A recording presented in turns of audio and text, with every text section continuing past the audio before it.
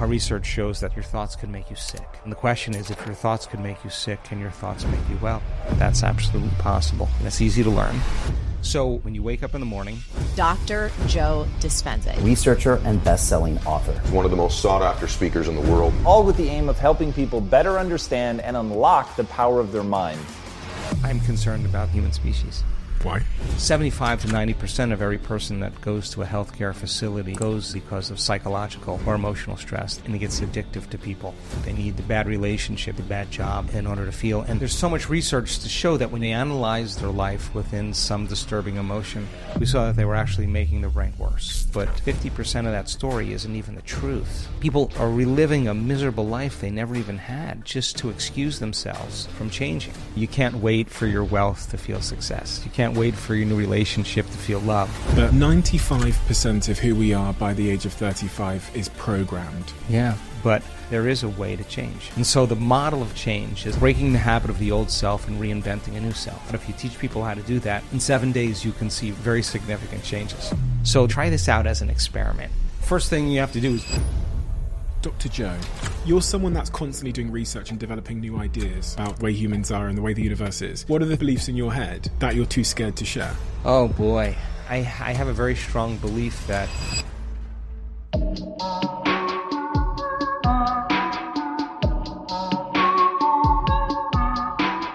Dr. Joe, 95% of who we are by the age of 35 is programmed. When I read that in your work, it kind of hit me like a ton of bricks because I just turned 30.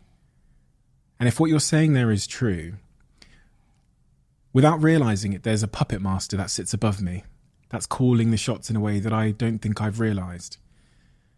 Is that true?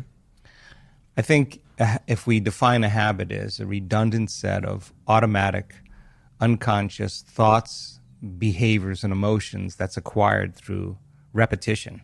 A habit is when you've done something so many times that your body now knows how to do it better than your conscious mind. Then it's programmed subconsciously. So then when the body knows how to do it better than the conscious mind, then for the most part, the greatest habit we have to break is the habit of being ourselves, right? So there's a principle in neuroscience that says that nerve cells that fire together wire together. If you keep thinking the same way, if you keep making the same choices, if you keep doing the same things, if you keep reproducing the same experiences and feeling the same emotions, your biology begins to become hardwired in a sense. It becomes programmed. So in order to change something, to arrive at a new vision of your future, if you wanted to arrive at a new goal or new vision of your future, you'd have to change something about yourself in order to get there. And you'd have to change the way you think, the way you act, and the way you feel. When you begin to become conscious of those unconscious thoughts, so conscious that you don't let them slip by your awareness unnoticed or unchecked by you. If you catch yourself speaking in a limited way, or you become conscious that you're behaving in a certain way, in a habit, and you can notice or pay attention to how you're feeling, then you're no longer the program. Now your consciousness observing the program. You're only unconscious when you're in the program. And so to change then is to become so conscious that you don't go unconscious again. And in a sense, that is consciousness that is really the puppet master that really decides who we want to be. I think the biggest problem is that people lose their free will to a set of programs. And so their body is basically programmed into a predictable future based on what they've done in the past. So to change that habituation takes an enormous amount of energy, an enormous amount of awareness. Why is this operating system, this program, useful? Because I look at everything the way that I do, and from doing this podcast and speaking to experts, I've stopped thinking that my body is against me. And I've started to realize that there's a reason for these things. There's a reason for the habits and patterns. And so why is this useful? Because it seems to be working against me in so many ways. Well, first of all, when we look closely at certain habits, whether you can ride a bicycle whether you can speak a language, whether you can snowboard. When you first learn any of those things, it takes an enormous amount of conscious awareness to get your body to do what your mind is intending. But if you keep doing it over and over again, then the body begins to economize it in some way. And so we have a lot of things that we can do automatically or unconsciously or subconsciously that allows us to multitask, to drive your car, to talk on the phone, to do several different things at the same time. So a habit isn't a bad thing. They can work for you or they can work against you. The problem is if you're, as an example, complaining and blaming and making excuses and feeling sorry for yourself and judging other people, and you practice that and you get really good at whatever you practice that enough times that you're unconscious to the fact that you're doing it. The moment you become conscious that you want to change that, you're going to be uncomfortable. It's going to feel unfamiliar. It's going to feel some degree of uncertainty. You're leaving kind of familiar known territory and you're stepping into the unknown. And so many people, when they want to change a habit, they have to be willing to be uncomfortable to do it. But habits can work for us. There's a lot of great habits that you and I both have that I would never want to change or would want to evolve in some way. But then there's a lot of habits that don't serve us. And so a person really wants to set a vision of the future, whatever that is, and they just have to agree that in order to arrive at that vision, they have to change in order to get there. Someone said to me that there's a certain type of behavior pattern that we can't change. They said when we get trauma under the age of 10, things that happen at a very early age, some of those things cannot be changed. And then there's things that happen later in life that can be rewired and changed. Is that true? Are there some traumas, behavior patterns that just appear to be too stubborn and too resistant to change? If you asked me that question just a few years ago, I probably would have a different answer than I do today. Because if you look at a lot of the work that we're studying in terms of human change and human transformation, we've seen people with really difficult pasts, really brutal pasts that were abused and traumatized at a very early age, and then repeated traumas that took place in people's lives. And they had night terrors, and they couldn't be in relationships. They had social anxiety. They had a lot of health conditions. We've seen them completely change to be happy people again, to free themselves from the past. And so I would never put a limitation on change because I just don't think you can really predict that. I think many people that are learning how to change and they understand what they're doing and why they're doing it and the how gets easier, I think for the most part, people can change all kinds of things. And when they do change, our research shows that their brain changes, their heart rate changes, their gene expression changes. There's thousands of metabolites that are being released into their bloodstream that weren't there prior. There's a host of different changes that take place biologically that kind of support the person's transformation. Is there a specific transformation that sticks in your mind as being the clearest evidence that you should never write off someone's ability to transform? Wow. I'm so pleased to tell you that my beliefs have been challenged just in the last 2 years in witnessing so many different changes in people's health that I never knew was even possible. Everything from stage 4 cancers that were in a very progressed state that metastasized to organs and tissues and bones in the body, a complete reversal in that health condition. Not once, not twice, not 3 times. We've seen it many times. We've seen people that were blind, that have been deaf, that have ALS, that have lupus, that have MS, that have Parkinson's disease, that have spinal cord injuries, that have strokes, PTSD, myasthenia gravis, cystic fibrosis, muscular dystrophy, We had a woman that had her thyroid removed, surgically removed, and I know this is difficult even for me to accept, and grew a new thyroid back. We have the medical evidence for that. So I don't know any longer what the limit is. I think there's something really cool happening in the world when people believe in themselves. And when you believe in yourself, you have to believe in possibility.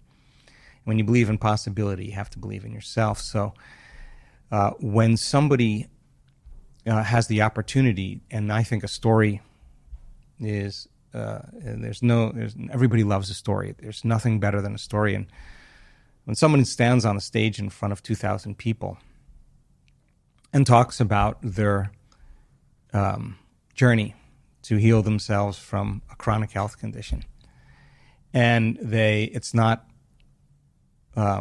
always pretty. They lose things. They lose family. They sometimes lose their careers. They get sick before they get better. And you see this person's persistence, and you see that they were not doing the work, their inward work to heal. They were doing the work to change. And if they understood, if they truly changed, that their biology should change, and they were uncompromising every day in showing up for themselves and staying conscious of their unconscious self, and then reprogramming themselves in some way. When they tell that story, it's the 4-minute mile. It's somebody breaking through a level of consciousness or unconsciousness, and the collective that's observing the example of truth. They're actually relating with that person in a way that causes them to examine possibility differently. And when you become conscious of a new possibility, a change in consciousness is a change in awareness, right? So now it's in the collective. And lo and behold, it's not uncommon. We just had this happen in our week-long event in Denver just a little over a week ago, 2 weeks ago. And we had 6 people stand up out of a wheelchair by the end of the event. Now, I wasn't expecting that, but one person that had MS in the middle of the week had a very profound experience. And a professional athlete, NFL football player, and stood up. And he stood up for the audience. And when he stood up, he said, "I thought I was going to a yoga retreat. I thought my brother was taking me to a yoga retreat. I had no idea what we were doing here." And then he said, I just never loved myself. And it was his act of change that somehow changed his health condition. He somehow upregulated genes in different ways, suppressed the genes for MS, and somehow he was more mobile. He was walking by the end of the event, and he was the magic number one. And when everybody saw that and the audience was excited, we started seeing other people have a similar experience. Now that possibility is becoming more of a reality for people. So I never limit what could actually happen, but I can tell you that what an amazing time right now to witness people really doing the uncommon. When you recited that story, I could see the emotion in your face as you say it. And I can only imagine, with the information that you have and the beliefs you have about healing, change, transformation, the sense of urgency you must carry and the sense of responsibility almost, I guess, you must carry, knowing what's possible. Yeah, well, I do feel responsible for always keeping the information based in science and as pure as possible. I feel it's really important to do the research that we're doing. I mean, we've studied so much from a scientific standpoint, the process of change and the process of transformation and what meditation actually can do for a person in terms of their biology and some of the changes that we're seeing just in 7 days. My responsibility really is to give people my greatest understanding of the truth and numerous opportunities to experience it, nothing more. You know, there is a way to inspire people into possibility. And so we combine different models of science, whether it's quantum physics or neuroscience or neuroendocrinology or psychoneuroimmunology, the mind-body connection, epigenetics, electromagnetism. All of these sciences allow people to understand themselves better. And if knowledge is power, knowledge about yourself is self-empowerment. You can empower people to do something with it. So the more you understand what you're doing in the process of change, the more you understand why you're doing it. As I said, the how gets easier. So we now know that if you give people sound scientific information, and that is the contemporary language of mysticism, and they can learn that information, they're basically making new circuits in their brain. That's what learning is. Learning is forging new synaptic connections. But if you don't review what you learn, if you don't repeat it, it's so much easier to forget it than to remember it. So you got to repeat it over and over again. So we allow people in our workshops to then begin to turn and teach it back to somebody. They have to really explain it. If they can't explain it, it's not wired in their brain, and something's going to be left to conjecture, to superstition, to dogma, to spirituality, and that's not the result we want. We want them to use science as that model, and if they can explain that model and remind themselves what they've learned, reproduce the same level of mind, nerve cells that fire together, wire together. So they begin to install the neurological hardware in their brain. By teaching others. Yeah, exactly. So that they are prepared for an experience. So then, if that information is installed in their brain, that philosophy, that theory, that knowledge and information, and now they can remember it, and they have that model of understanding, and they understand what they're doing and why they're doing it. If we can set up the conditions in the environment and give them the proper instruction, if they can get their behaviors to match their intentions, if they can get their actions equal to their thoughts, if they can get their mind and body working together, they're going to have a new experience. Now, experience enriches circuitry in the brain. That's what experiences does. The moment those neurons begin to string into place, though, another part of the brain makes a chemical. And that chemical is called a feeling or an emotion. And the moment you feel unlimited, the moment you feel grateful, the moment you feel empowered, the moment you feel whole, now you're teaching your body chemically to understand what your mind has intellectually understood. The information is just not in the brain now. The information now is literally in the body. And now you're embodying the truth of that knowledge, of that philosophy, of that theory. So then you're teaching your body and instructing your body chemically to understand what your mind has intellectually understood. Okay, so then that information that's coming as a new experience is changing your biology in some way, and we've actually shown this. So then if you've done it once, then it means you should be able to do it again. And the idea is to be able to repeat an experience. And if you can repeat it over and over again, both neurologically and chemically, neurochemically, you can condition your mind and body to begin to work as one. And when you can do it so many times that your body now knows how to do it better than your conscious mind, it's innate in you.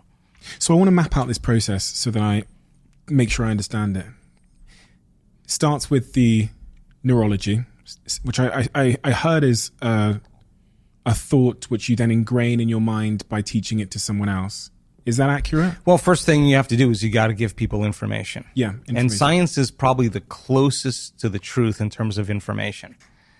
And so when your brain is exposed to information and you're present and you're paying attention, that neurons begin to connect. That's what learning is. Learning is forging new synaptic connections.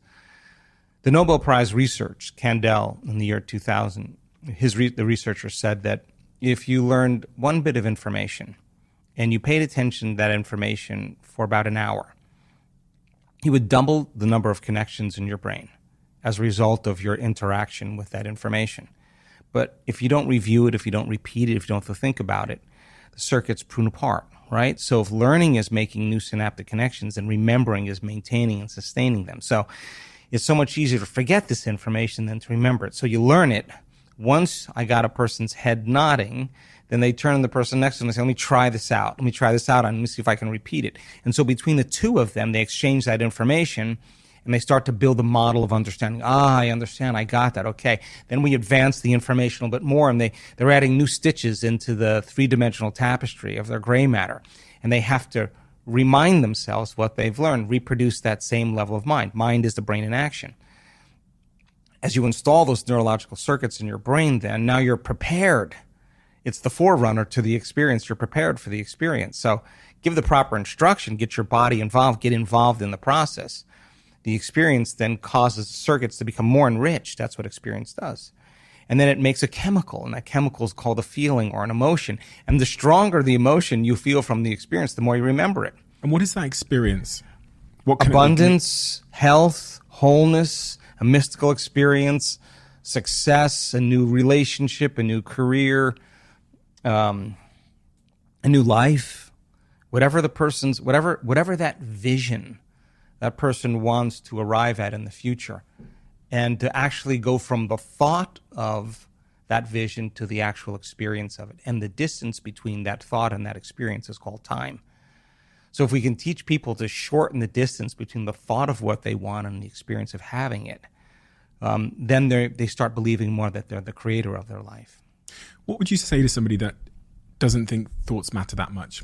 I would say 95% of the world plus, or maybe more, 99% of the world plus, sees thoughts as something that we are, it's my head talking. It's me talking in my head. And as long as I don't act on those thoughts, they're inconsequential. I would say then that's the truth. Is it the truth? I don't know. But for me, my thoughts do matter. I think every thought that you have makes a chemical. And you can have thoughts that make you feel good and thoughts that make you feel bad. And I think that if 90% of the thoughts that we think are the same thoughts as the day before, the same thoughts lead to the same choices. The same choices lead to the same behaviors. The same behaviors will create the same experiences. And the same experiences produce the very same emotions. And those same emotions influence a person's very same thoughts. And their biology, their neurocircuitry, their neurochemistry, their hormones, and even their gene expression stays the same because they're staying the same. There's nothing wrong with that.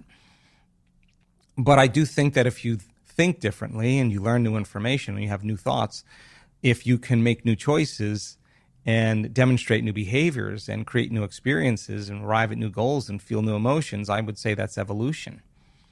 And I think that people really, really secretly believe in themselves on some level. And I think being defined by a vision of the future or really always dreaming of another great experience, I think is a great reason to wake up in the morning. I've had lots of conversations with very smart people on this podcast from multiple disciplines, psychiatrists, psychologists, athletes, health practitioners, and they've given me such great advice which is irrefutable scientific advice on so many areas of my life. And for some reason, there's still areas of my life that I still can't act upon that advice. And I think probably for most of my listeners who've heard great advice on this podcast and they think, yes, that's who I want to be. I have an intention to stop eating sugar at 1 a.m. at night, or I have an intention to become organized or to be this kind of friend or partner. They have the information. Right. There's something stood in the way of me doing something about that information on a regular basis. Yeah.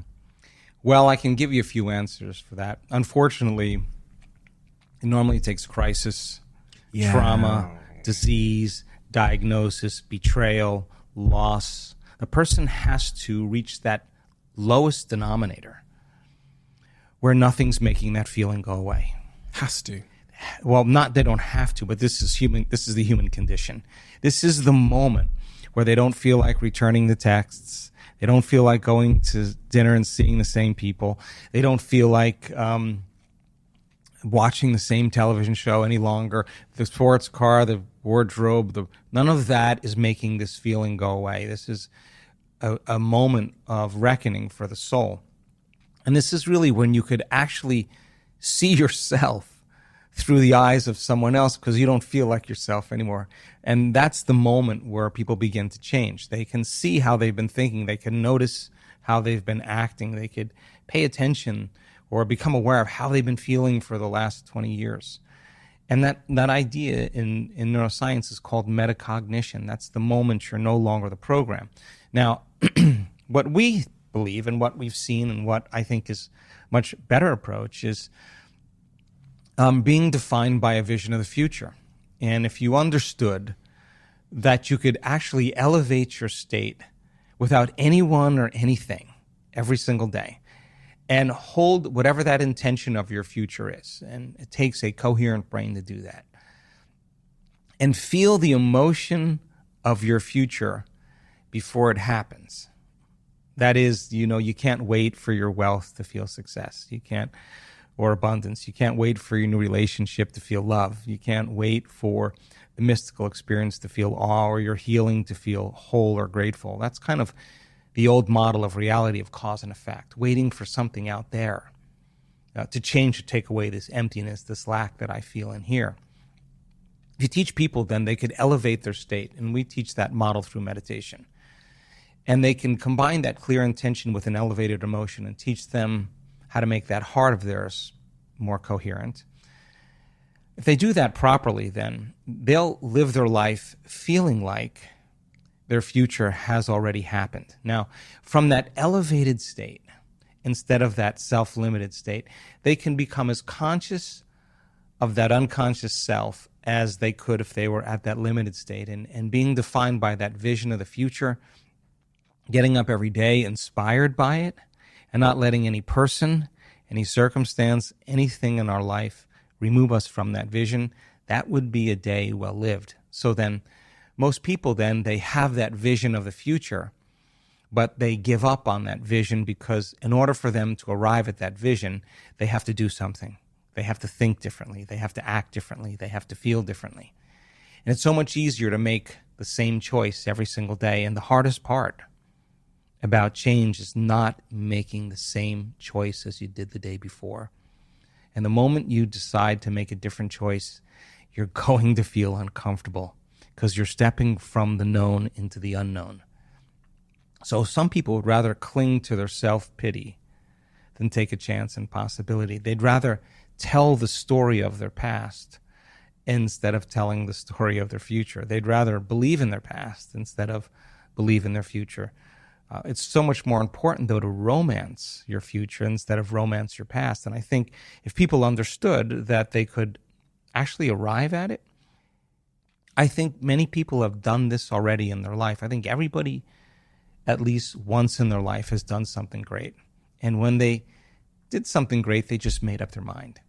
And they made a decision in that moment to do something or to change with such firm intention.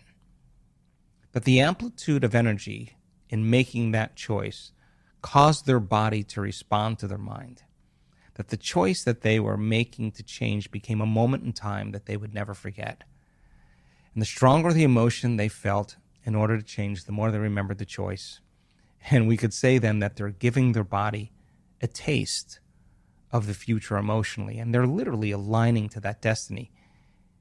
We discovered that if you keep doing that every day, somehow you'll arrive at that destiny, and your biology will literally begin to change to look like you're living in a different life. What are some of the biggest myths relating to behavior change and, I guess, character and personality change that hold people back? Probably belief. I think in so many ways that a belief is an unconscious process. A belief is a thought you keep thinking over and over again until it's hardwired in your brain. And most beliefs are based on past experiences. And so many people have a belief about something that has to change in order for them to arrive at a new place in their life. And what we discovered a lot of times with people in this work is that when they say, for example, they were healing themselves of a health condition, sometimes they would do their meditations 3 times in one day. And I asked them, why 3 times? And they said, because I stopped believing. And when I caught myself no longer believing in it, I had to sit down and change my belief again. In other words, they had to get up believing more in their future instead of believing less in it. And they have to change their state of being to do that. So I think that that's a limitation. I also think that unconsciously we're always waiting for something out there in our life to change so that we can change or feel the relief of the lack of what we don't have. And I do think that's kind of a limited model of reality. I think when you start changing inside of you and you start seeing the changes happening outside of you, you go from being a victim in your life to being a creator of your life. And I think that when that occurs, then all of a sudden it's no longer a have to. It's something that you want to do. You actually don't want the magic to end in your life. So now you become a work in progress by investing in yourself And when you invest in yourself, you invest in your future. So there's probably a chronic disbelief that many of us have that we're not creators of our life. And that only when we get the parking space or something good happens to us do we believe that we're the creator of our life. But imagine a world where everybody actually took responsibility in being the creator of their life and no longer the victim of their life. I think we would see a dramatic shift in consciousness. That makes people feel uncomfortable. This idea of personal responsibility. It's almost become quite a controversial idea. The idea that we are the creator of our lives, because then I have to accept responsibility for all the bad things that happened. Dave dumped me. I got fired from work. Someone bumped into my car and it hurt my neck. Well, maybe that happened by default. Maybe that happened by not creating. Maybe you were just left to the randomness of reality that maybe you're not creating. And the fact that you're not creating, you're left to the effects of your environment actually controlling you, controlling your feelings and thoughts. And by creating, what do you mean by creating? As in well, if being you intentional. If you woke up every morning and you truly made time to think like this, okay, if my personality creates my personal reality, and my personality is made of how I think, how I act, and how I feel, if I want to create a new personal reality, a new life, I'm going to have to change my personality. And most people try to create a new reality, a new personal reality, as the same personality, and it doesn't work. We literally have to become someone else. So if you said, okay, let me not default and go unconscious to that 95% of who I am that's programmed. Let me become so conscious of the way I think. Let me become so aware of how I'm going to act today. Let me decide what emotions keep me connected to my past and bring me to a lower level of energy. Let me not go unconscious. And then if you said, okay, if a belief is just a thought I keep thinking over and over again, what thoughts do I want to fire and wire in my brain? And with attention and with intention, to begin to familiarize yourself with a new way of thinking. Meditation means to become familiar with. If you keep firing and wiring those circuits, you're going to begin to install the hardware. Repeat it enough times and it becomes a software program. That could be the new voice in your head that says, I can, it is possible.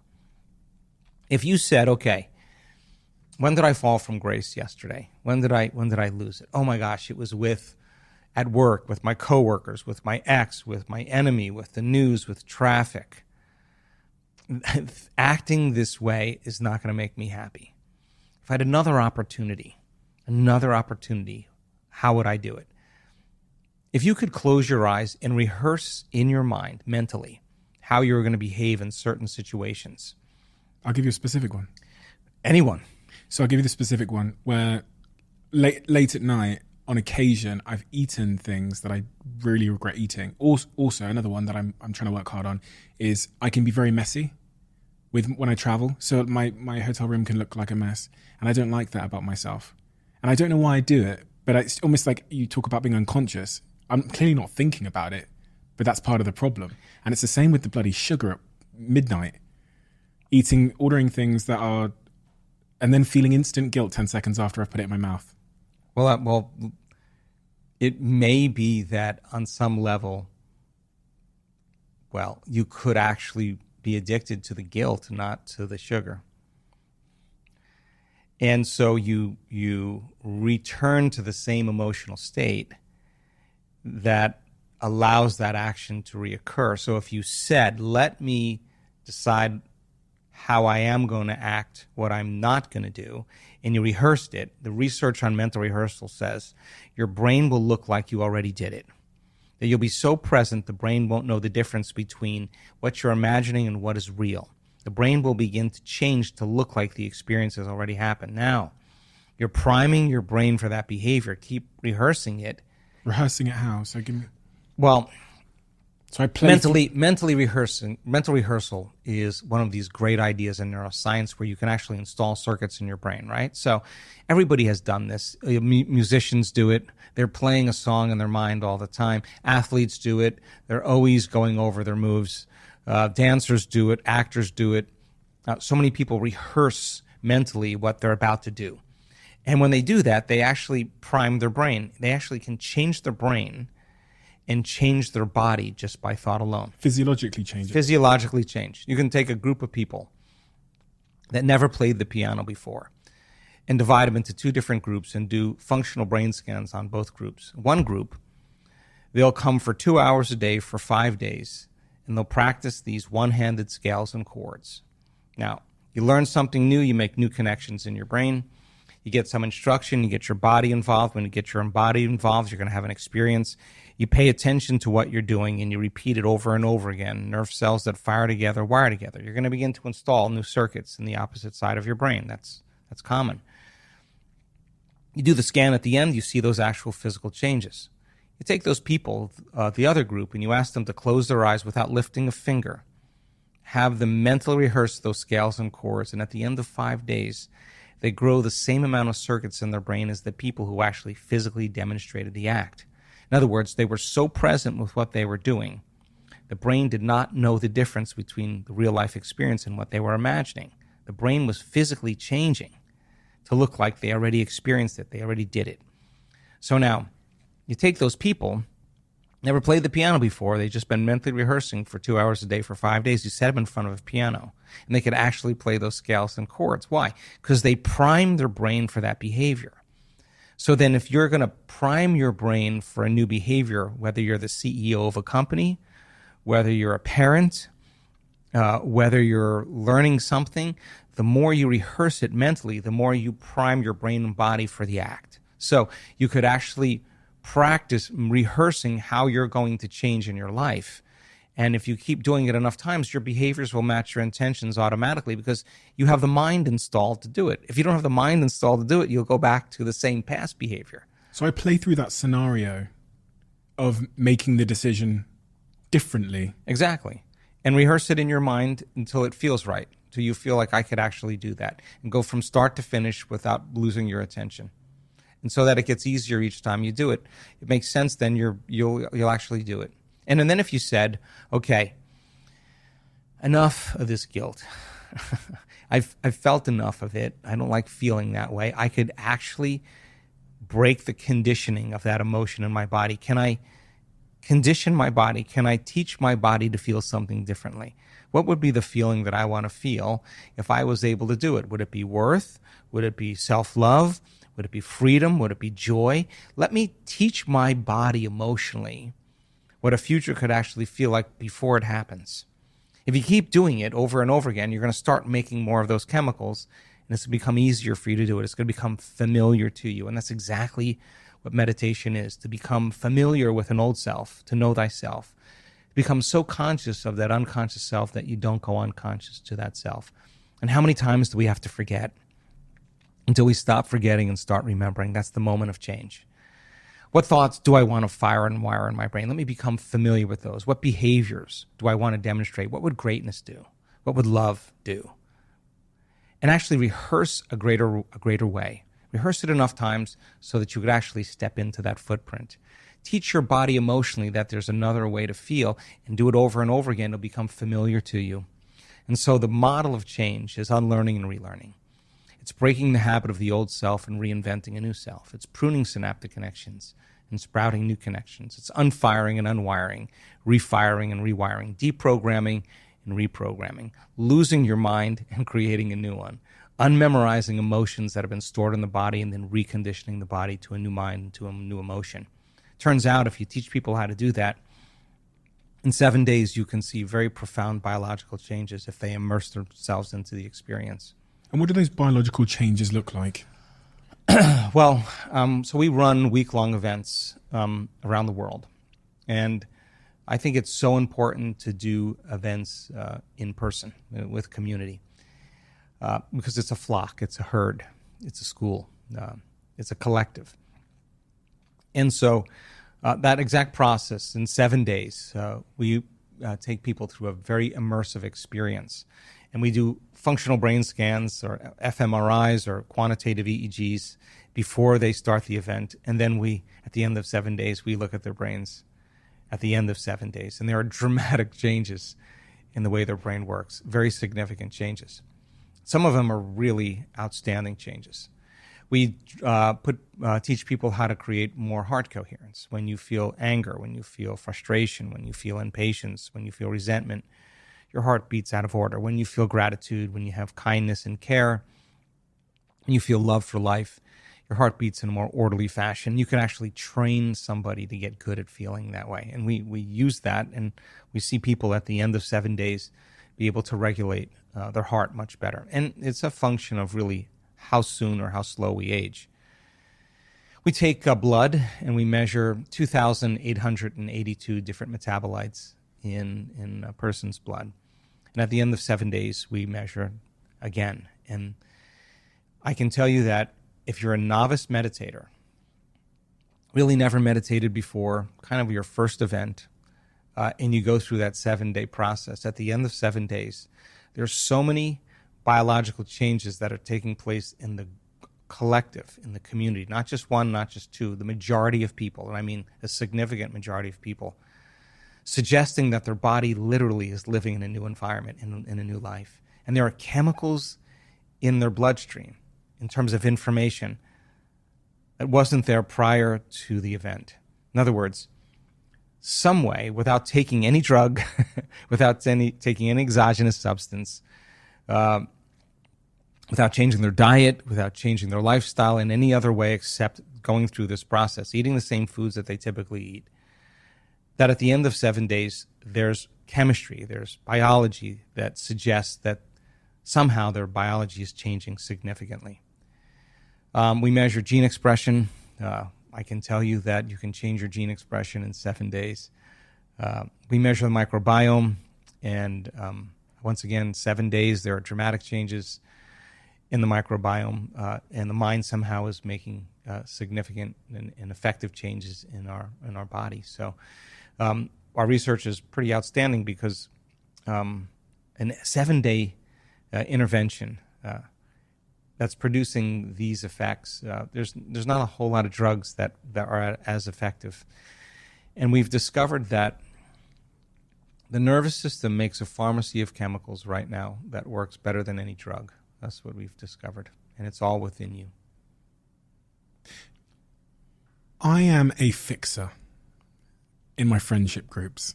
And what I mean by that is I'm someone who probably over-involves themselves in trying to help friends change stuff, which gift and a curse, oftentimes a curse.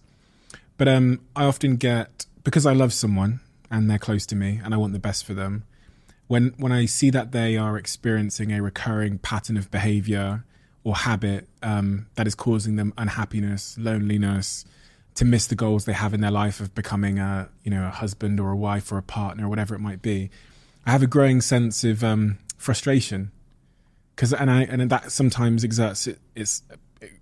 that sometimes manifests itself as trying to fix and help and give advice and change them.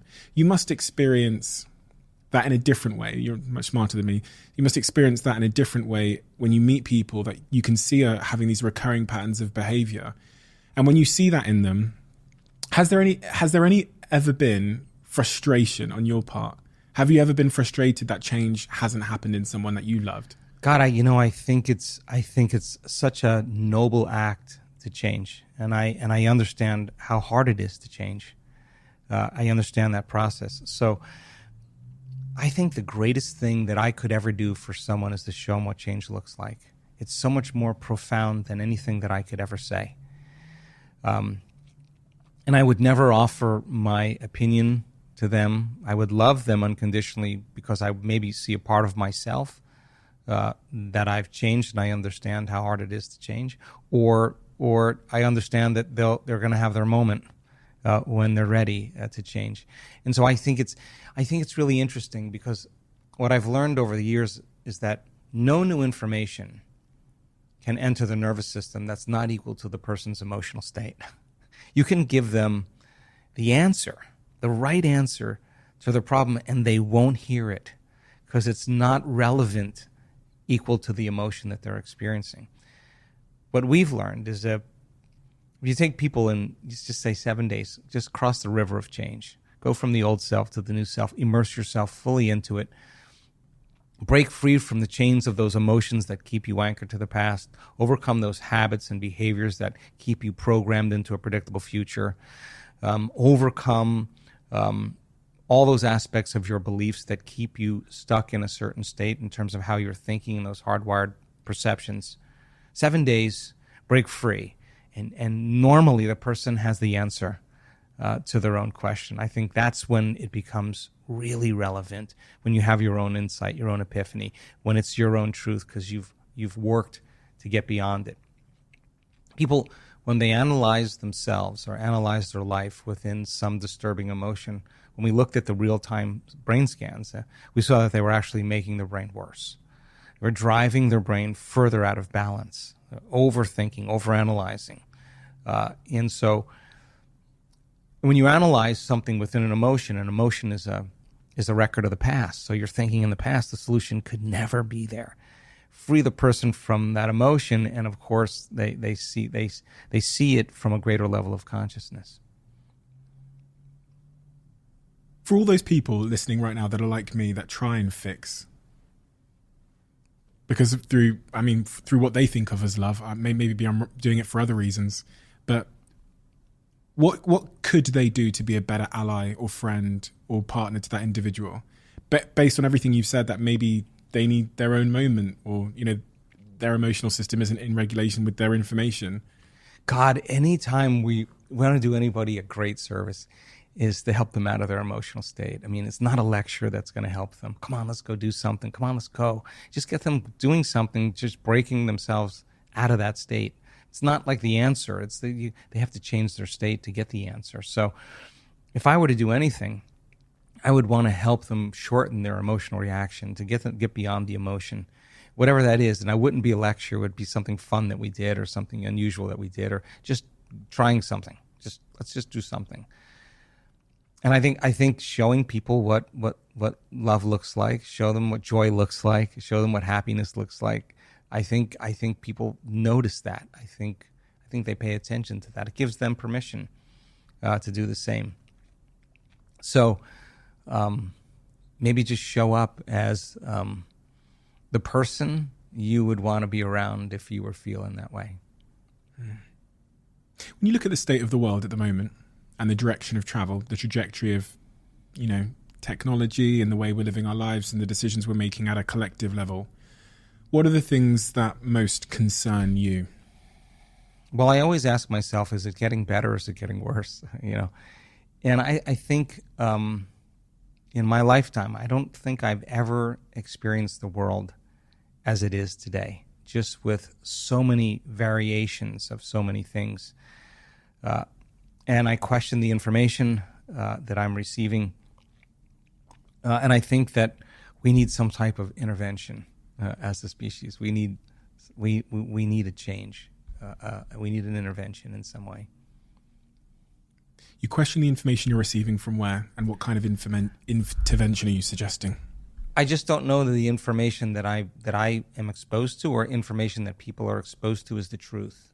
I just question that these days, and because you can get so many degrees of it, and so many, and I don't know if it's based in altruism, for the goodness of human beings, or for self-interests, and I think I think people are waking up more to the understanding that something has to change, for us to really survive as a species. And what are the symptoms of the cultural disease that you're talking about? What are they? A lack of connection. We're in 3D reality, connecting, communing, cooperating, creating. I think those are things that I think if you keep people in survival, and you keep them in fear, and you keep them at war, and you keep them angry, and you keep them in pain, and you keep them confused, and you can control their attention by controlling their emotions. I think we're gonna, we may not make it, as a species. But I think that when people truly come together in an elevated state, I think it's collective networks of observers that determine reality. And I don't think it's the number of people. I think it's the most coherent in heart and brain that begin to produce effects. So the coming of a new consciousness has to be a collective. It's not one person. It's a collective group of people. And I believe that you get enough people collectively coming together that we can hopefully steer it in a different direction. Hopefully. Yeah. How about you? Are you optimistic? I am. I'm optimistic because I think people by nature are good. I think there's goodness in human beings, and I have the privilege of traveling around the world, and I see that. And it transcends countries and cultures and races and gender. It transcends diet. It transcends all that stuff. It's just when people are happy with themselves and in love with life, I think their natural tendency is to give. And I think we're wired to do that when we're not in survival. When we're not in survival. When you use this word survival, are you talking about the fight or flight state that we many of us live in? Yeah, and the I would say that living in stress is living in survival, and stress is when your brain and body are knocked out of homeostasis. Stress is when your brain and body are knocked out of balance. The stress response is what the body innately does to return itself back to balance. The problem is that if you keep turning on that fight or flight system, you keep turning on that emergency system, you'll actually cause people to stay out of balance, and that imbalance becomes the new balance, and they're headed for some type of disease, some type of breakdown. No organism can tolerate emergency mode for an extended period of time, and when you're in survival and that primitive system is switched on, it's really about the self. When you're in survival, you have to take care of yourself. So the emotions of anger and hostility and aggression and competition and frustration and resentment and envy and jealousy and insecurity and fear and anxiety and hopelessness and powerlessness and depression and pain and suffering, guilt and shame are all derived from the hormones of stress, and psychology calls them normal human states of consciousness. Those are altered states of consciousness. And when we're in that state, when we're living in survival, we experience separation. We divide in a lot of ways. And so there's biology that goes along with that, and the hormones of stress heighten the senses and cause us to become materialists. And now when we're in lack or separation, we force outcomes, we control outcomes, we fight for outcomes, we compete for outcomes, we manipulate outcomes. In a lot of ways, we turn into more of a primitive self. So it's hard to change that, especially when you don't have enough money, or you just lost your job, or you just ended a relationship, or your best friend passed. It's really hard to move beyond those emotional states. And so I think that teaching people how to change those emotional states and move out of those are really important. And 75 to 90% of every person that goes to a healthcare facility in the Western world goes in because of psychological or emotional stress. That's 8 or 9 out of 10. And emotional stress and psychological stress are the ones that tend to be the most harmful. Because if it's not T-Rex that's chasing you, but it's your coworker in the next cubicle, what was once very adaptive becomes very maladaptive. And the rush of those adrenal hormones become kind of addictive to people. And they use the problems, they use the conditions in their life to reaffirm their addiction to that emotion. They need their enemy to feel hatred. And if their enemy died, they'd still feel hatred, or they'd find another one. They need the bad relationship. They need the bad job in order to feel. And that's why it's hard to change. And people become addicted to the life they don't even like. And so if you can turn on the stress response just by thought alone, by thinking about your problems, then that's the truth. You can become addicted to your own thoughts. And if the long-term effects of the hormones of stress push the genetic buttons that create disease, your thoughts can make you sick. And then the question is, if your thoughts could make you sick, can your thoughts make you well? And we're actually discovering that that's absolutely possible.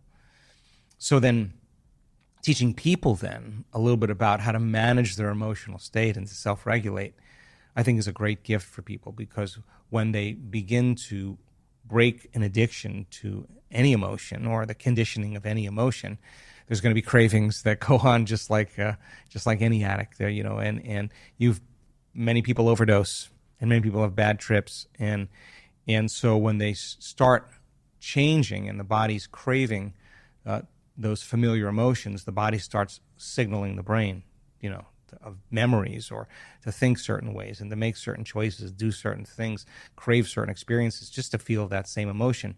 And people say, well, this feels right. No, that feels familiar. That really feels familiar. And many people will tell the story of why they feel that way based on some past experience. And it's usually not in the recent past. It's usually many years ago. Like a toxic relationship or something. Whatever that is. And so they're basically saying, I had an event in my life, and since that event, I'm still living by the same emotion, and I haven't been able to change.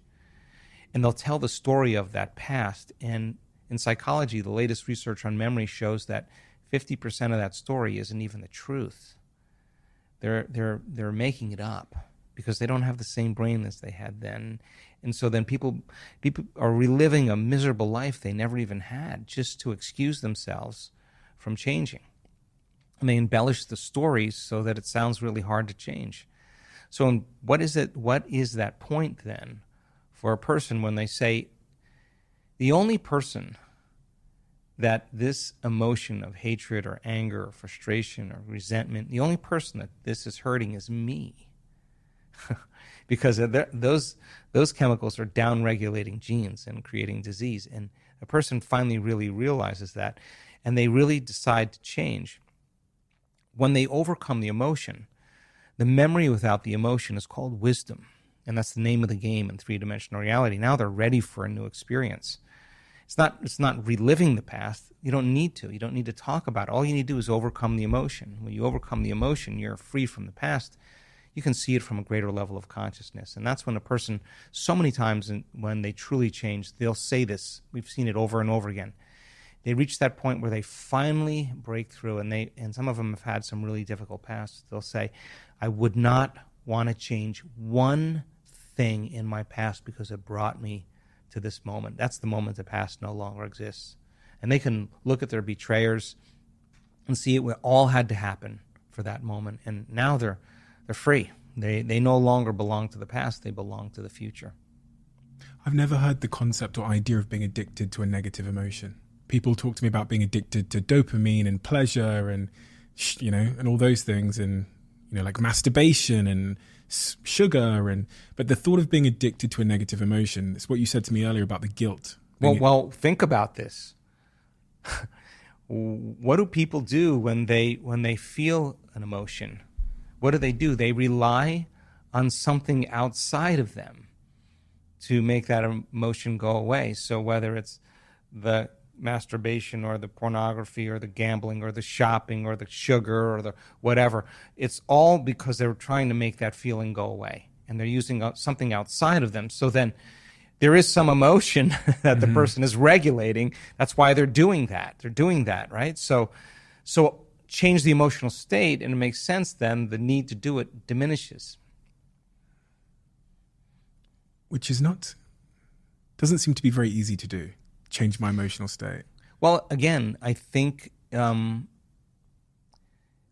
if you understood what you were doing and why you were doing it, just like learning anything, if you understood a formula, I think it wouldn't be as hard as you think it is. I mean, because there is a way to change. And step one in that process of change is new information. Always. It's the forerunner to any experience. Without the information, we doubt that it's possible. And the information and the science removes the doubt. I was doing some research recently about why people change their beliefs and why they don't change their beliefs. And some beliefs they're more susceptible to take on. Some information they're susceptible to take on. One of the things I read about was when they believe the source. Another thing I read about was when it's good news. So in studies where they say to someone, you're more attractive according to the public than you believed, they're likely to shift rather than finding out they're less attractive. And also things like health. You're more healthy than you thought you were genetically. They're more likely to shift a belief. The nature of our beliefs and the nature of belief change, I was writing in my book about how looking in the mirror and telling yourself something, like some of the sort of modern day manifestation community believe, doesn't seem to work. Just looking in the mirror and telling myself that I'm beautiful and rich and successful and powerful doesn't seem to be an effective way to cause actual belief change. Do you agree or disagree with this idea that you can look in the mirror and say something to yourself?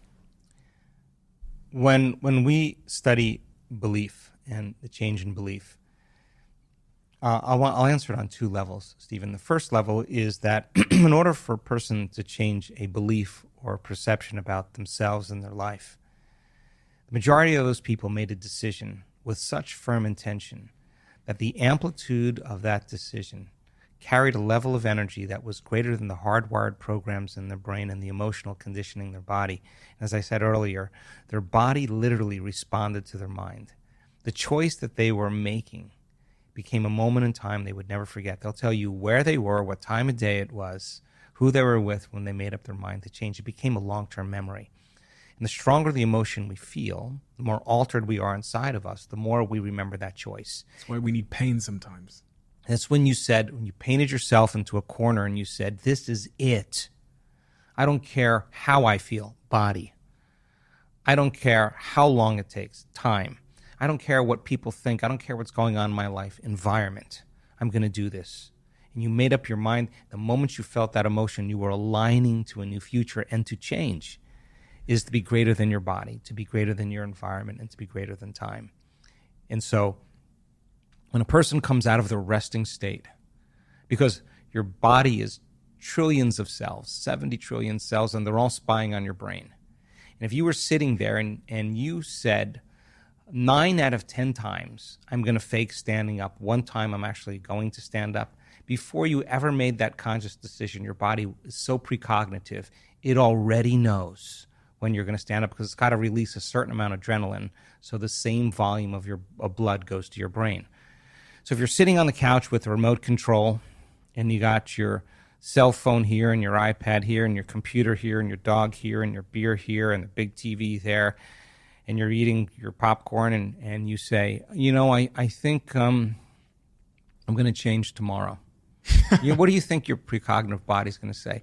Relax. He's lying again. He's not willing to signal the body it's time to ride. There's no signal to the body.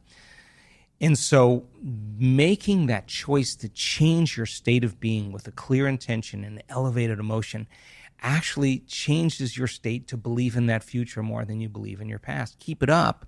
Keep doing it. That's a big explosion in the field. That's important. That's a change in energy. And nobody changes until they change their energy. And when they change their energy, they change their life. So then you make up your mind to do that, and all of a sudden, you have that synchronicity.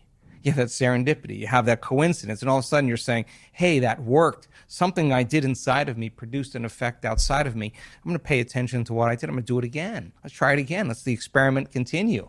You do it again, and then you say, well, when did I stop disbelieving? Oh, my God, I stopped disbelieving when I ran into that person. We had that conversation, and oh, my God, I returned back to my old belief again. Okay, next time that happens, this is what I'll do. You rehearse it in. So your evolution in your belief in self, it changes as well.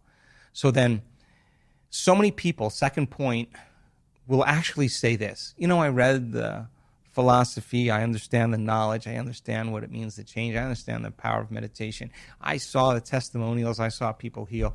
I believe it's the truth. I just didn't believe it could work for me. This is a big moment. This is a moment where you step out of the bleachers and you got to get on the playing field. That's the person who says, if this works, and I believe it works, I got to prove it to myself. I got to actually prove it to myself that I believe that it could work for me. And some of them show up every day for a year and never miss their work, never miss their meditation. A whole year in changing from the old self to the new self. They were doing their meditations to change, not to heal. They were doing their meditations to change, and when they changed, they healed. They did their meditations sometimes 3 times a day because they stopped believing. They stopped disbelieving, and they were like, I defaulted.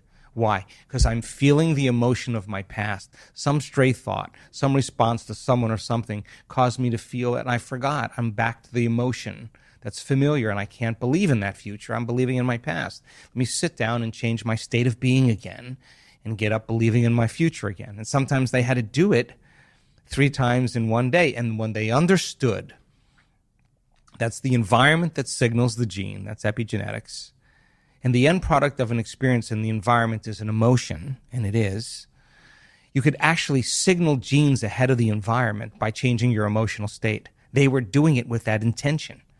And when you assign meaning to the act, you get a greater outcome, and you turn on the prefrontal cortex, and now your biology literally begins to change. And we have data that suggests by just having the intention to make certain genes, to make certain proteins, or signal certain genes and make certain proteins, just having the intention literally begins to cause the body to make those chemicals.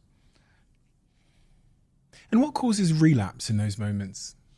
Because I've had multiple moments of where I thought behavior change had been established, and I managed to conduct a new habit cycle and new behavior, favorable intended behavior for a period, and then something happens in my life, almost subconsciously, seamlessly, and I'm back to the old circuitry. You went unconscious, and normally it's unconscious to some thought or some response in your environment. You see someone, or you do something, or you have some interaction in your outer world, and the moment you have that interaction, it causes you to feel a certain way, and you return back to the past. Basically, the emotion is the past, and that the body's actually living in the past. It's so objective, it doesn't know the difference.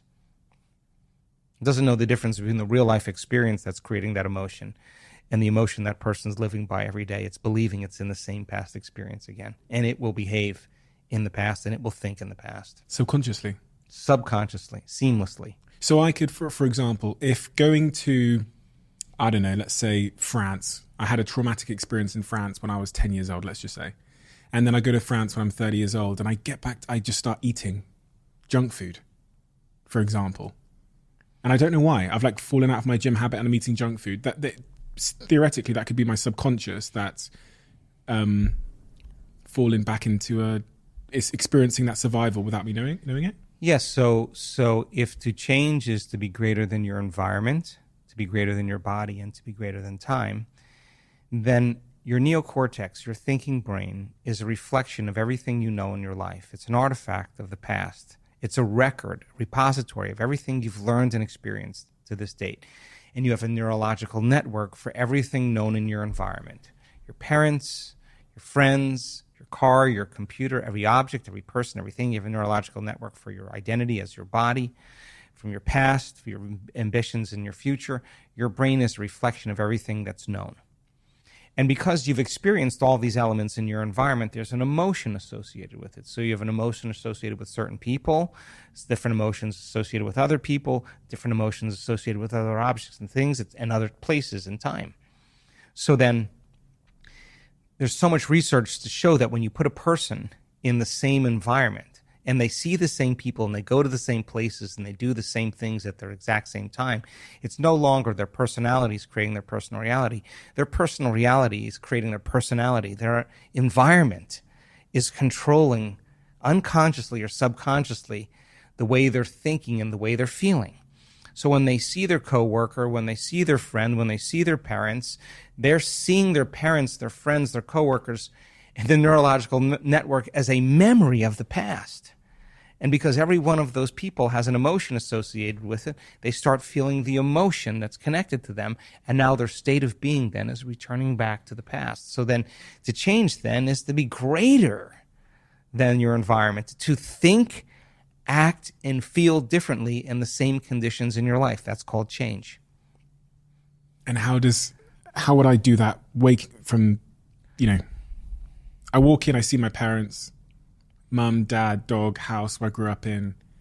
Is there something that I do in that moment, before that moment, when I woke up that morning, to make sure that I didn't slip off into the unconscious memory and then therefore get the sort of unconscious feelings about that experience? Well, whatever it is that you want. If it's overeating, I don't know, I'm making stuff up. If it's some emotional button that you have with your family, and you don't want to feel that way, yeah, I would rehearse that if I didn't want to have that. If you have a great If you're, I mean, I go to, when I would go to my parents' home when I got older, it was most of the associations were so fond for me. Just being at home and being with my parents and remembering where I grew up, it was always fun for me. And coming back and see how much I changed in coming back and seeing the life that I lived at one point in my timeline.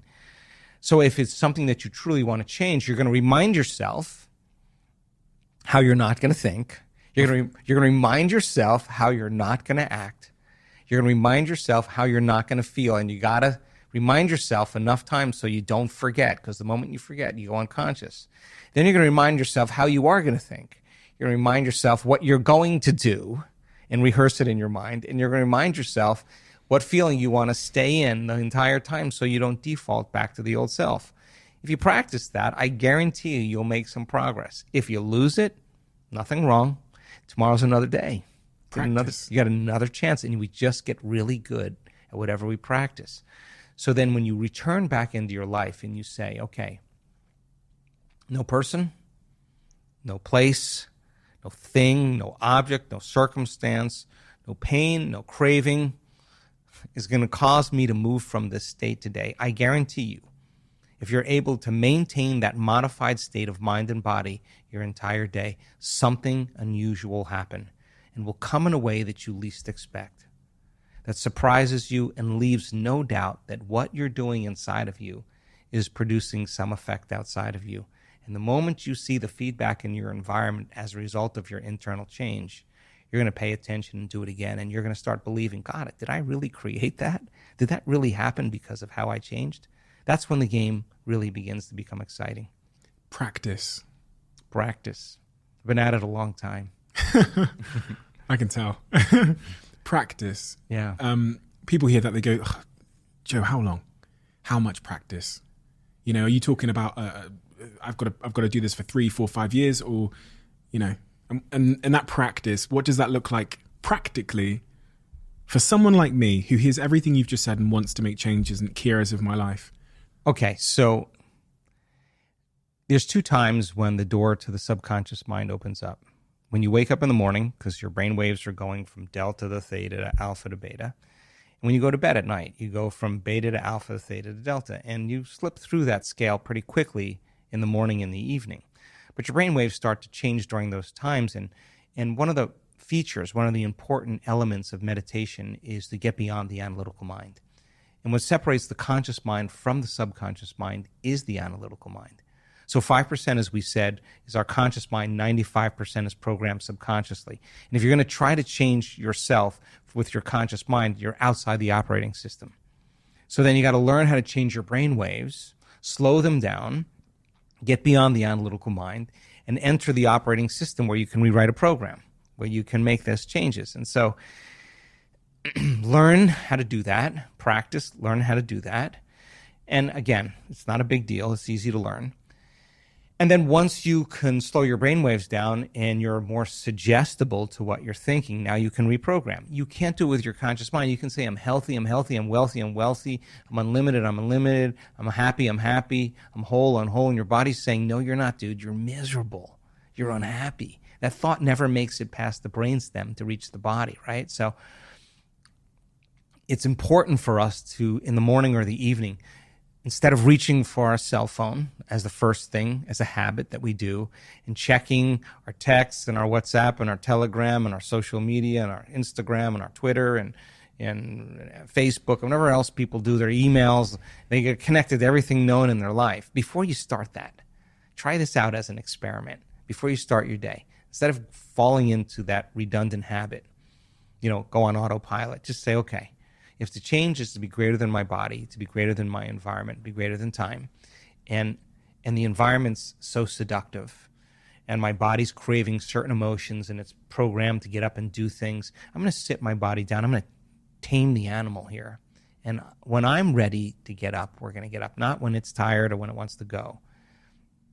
You could literally go inward and forget about your outer world.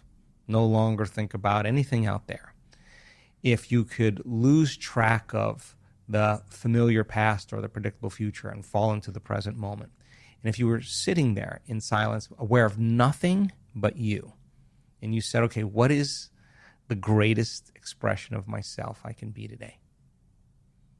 And do that exact process. Let me write down 2 thoughts that are not going to slip by my awareness unnoticed by me today. 2 memories, whatever it is.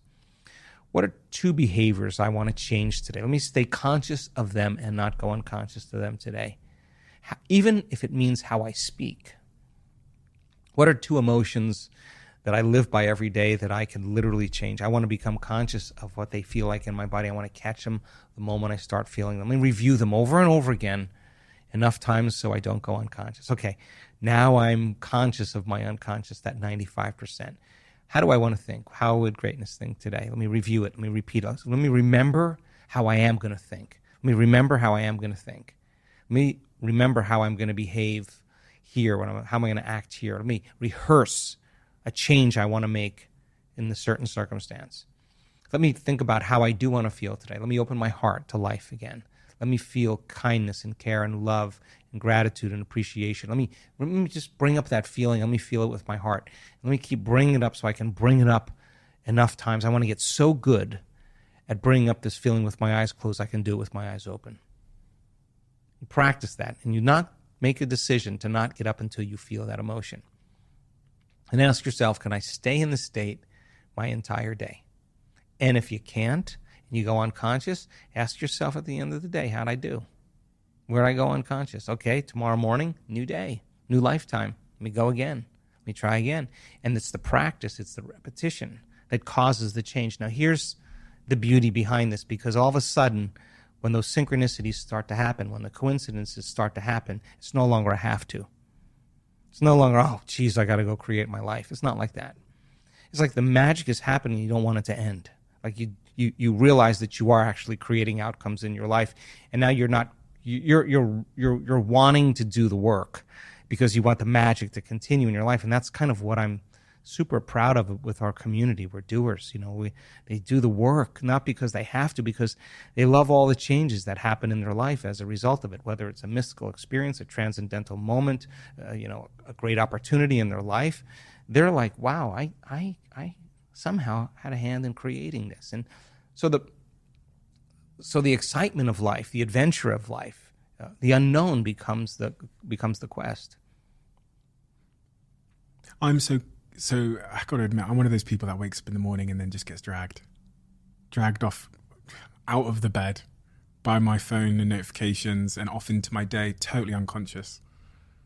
And there's been so many things that I reflect on in my life and go, man, I just really want to, I'll get home at the end of the day and I'll look at certain instances where I responded in certain ways and go, man, I hate that about myself. And I really want to change that. And it happens again the next day. And I come home and I think, man, I hate that about myself and I really want to change that. And it happens the next day. And it's been happening for 2 years. When do you want to change that? When you're ready to change that, you will. When it becomes boring and it becomes predictable. I don't want to have to wait for a crisis or, because... Well, now that you know, you can't not know. Yeah, I know, yeah. Now that you know, you can't not know. And on some level, you may have a belief that you think this is hard. Yeah, I do. Yeah. Because I've struggled with it. Yeah. And it's just like you learning snowboarding and never taking a lesson, right? It's going to be it's going to be tenuous. It's going to be challenging. It's going to be difficult. Put your time in, learn how to do it, and it gets easier as you do it. It's just like you just have to learn the formula. There's a formula that we've discovered that it's actually enjoyable when you do it right, and you actually like it. And people want to do more of it because it feels so good. And I mean, you look at the HRV measurements with our community. Look at our brain scans. These are people that they're not faking ecstasy. They're not faking it. Their brain is at such a level of arousal. And the arousal is not pain. The arousal is not fear. The arousal is not aggression or anger. The arousal is ecstasy. The brain is going in this heightened state. They're making a connection to something really big. And that feels really good. And when they realize that they've hit something really big and it's not coming from anyone or anything outside of them, they stop looking for it out there and they realize it's been within them the whole time. I think so many people want so many things in their life, but what we really want is wholeness. Because when you have wholeness, you can't want. How could you want when you're whole? You only want when you're in lack. When there's brain and heart coherence, there's a level of wholeness that takes place where a person is no longer interested in separation or lack. They feel like they have everything they want. That's a great place to be in. And we've discovered that the more relaxed you are in your heart, the more awake you are in your brain. It's relaxed in the heart and awake in the brain. And we teach that. People actually can get good at doing that. I really want to talk to you about this brain coherence and this heart coherence. I have to close off on that morning routine thing by asking you, exactly what did you do this morning? Ooh. This morning? I was up probably around 4:30. Yeah. Why? Because there's nobody that can bother me at that time. There's no emails, there's no texts, it's my time. What time were you in bed? Probably between 10 and 11. Okay. Is that not enough sleep for you, huh? Well, no, that is. I think I actually measure my sleep, and I look at it every day. That's part of the reason I'm dragged out of bed. But yeah, for me, 4 a.m, 5 a.m. is a really great time. I've just conditioned my body that way.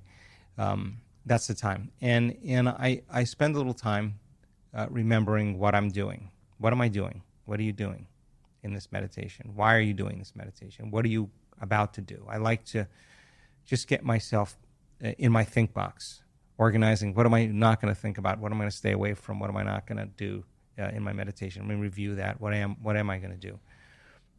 And I get that all worked out, then I get in my play box. In my play box, there's no thinking. I've got all the thinking done in my think box. In my play box, it's really about me changing my state. And so I allow for 2 hours every morning. Doesn't mean I always take it or need it, let me say that. But I allow for 2 hours. Sometimes I like to just get my mind straight, and then I do the work. And I like to get to that point where when I'm done, I feel like something changed. Do the work? Yeah. What does the work look like? It's meditation. Yeah. It's finding the present moment. It's getting into the unknown. It's getting beyond myself, disconnecting from my body, getting beyond any thought of anyone or anything, getting beyond time, moving beyond space and time. Turns out when you focus on nothing, there are so many amazing things that happen to your brain. I've seen the scans over and over again. What have you seen in the scans? Well, there's this thing in the brain called modularity. And when we're living by the hormones of stress, and stress is when you can't predict something, when you can't control something, or you have the perception that something's going to get worse. You switch on that fight or flight nervous system, and the rush of those chemicals causes us to become alert, to become aroused. And we narrow our focus on the material world. And so when you're not able to control everything in your life and you can't predict everything in your life, you start shifting your attention to everyone and everything, every person, every object, every place. And we've all had that experience when we're under stress. And every one of those people, those objects, those things, those places has a neurological network in the brain. So like a lightning storm in the clouds, the brain begins to fire out of order, very incoherently. It becomes modulated or compartmentalized. It's a house divided against itself, and those individual compartments don't talk to the rest of the brain. And we tend to get over-focused. You never notice when you're under stress, you're obsessing about something, you're over-focusing about something, you're overthinking something, you're overanalyzing, you're driving your brain higher and higher into higher states of arousal, high beta brainwave patterns. We discovered that if you teach a person to go from a narrow focus on something physical, something material, and broaden their focus, open their awareness and put their attention on space, on nothing, and create what's called a divergent focus. The act of sensing and no longer analyzing, thinking, begins to slow the brain waves down from that beta brainwave state to a low-level beta, and then all of a sudden to alpha. If they keep doing it, sensing space tends to cause those different compartments that were modulated or divided to begin to synchronize. And what syncs in the brain actually links in the brain. So the brain starts firing in a more holistic state. In other words, every single area of the brain is resonating at the same frequency. And now the brain is functioning as one neurological network instead of individuals. And that kind of holism, that kind of order feels really good. It feels really good. And so people practice slowing their brainwaves down, not only to get beyond the analytical mind, but to cause the brain to fire in a more coherent way. And if we're going to have a clear intention about what we want, the more coherent the brain, the clearer the intention. So we've seen in 7 days, even in 4 days, these dramatic changes in the levels of coherence and order that take place in the brain. The brain's firing in a more holistic state. That's when the person notices a change in their anxiety and their depression and their PTSD, whatever it is. There's more order in the brain. And the act of focusing on nothing and opening your awareness to space creates that kind of amazing change. Did you set an intention this morning? I did. Can you tell me what it is? Ooh. I want to be relaxed and awake. I want to be present with everything that I do. I want to stay in my heart the entire day. And I want to be inspired by, the idea of helping people change. Do you struggle? I do, yeah. What do you struggle with? Wow. I run a lot of different aspects of my company. I have events side, we have a product side, we have corporate consulting, we have 250 corporate trainers, we have a vitamin company called Biosyntropy. We work with remote coherence healers that actually we do research and they're remotely changing people's health. We have a huge research team with University of California, San Diego. We have a lot of players on the team. We have nonprofits. What else do we have? We have an inner health coalition for physicians and doctors and healthcare practitioners around the world that want to teach a different model. So I have a lot of different things that I have my hand in. And I think, I'm creative by nature. And I like to be creative. And sometimes I have a lot of obligations in terms of making decisions for 2026, decisions about things that I need to do, documentaries, whatever it is. And I think I struggle with wanting more time for being creative. And that's kind of the fun part of my job, whether I look at the data, I see the research, and then I go, oh my God, I want to do a meditation. Now I understand how to do this meditation or teach this better. All the information that we're gathering in our research is to teach transformation better. That's why I want to close the gap between knowledge and experience. So we have billions of data points, and it's a lot of time to look through all that and to learn about it. But if I would choose to do something, I would love to study the research more, love to do more, create more meditations, teach some more unique courses. And so I think one of my challenges really is to be able to stay creative with everything I have going on in my life. I think everyone that's a high achiever always wishes they could pause time. I think we're at such a level of growth right now, too, just globally. I mean, our events sell out in 10 minutes, 5-10 minutes, and we have a waiting list of sometimes 10,000 people. That's a problem, and I won't give up doing live events, and I think I won't do it online. I think there's something special that happens in community, and so. I've never met someone who is so mission driven and doing so well in this department that also isn't paying a personal cost for the mission in some regard or capacity. Well, I think I've learned a few things over the years about that. And I think one of the great things, number one, is I have an amazing team. I mean, I am nothing without my team. And they're creatives, and they're cool, and they're emotionally intelligent, and they're not 9-to-5ers. They share the same mission with me. They see the same vision. They do it for the same reason. Somehow they're part of that change and transformation.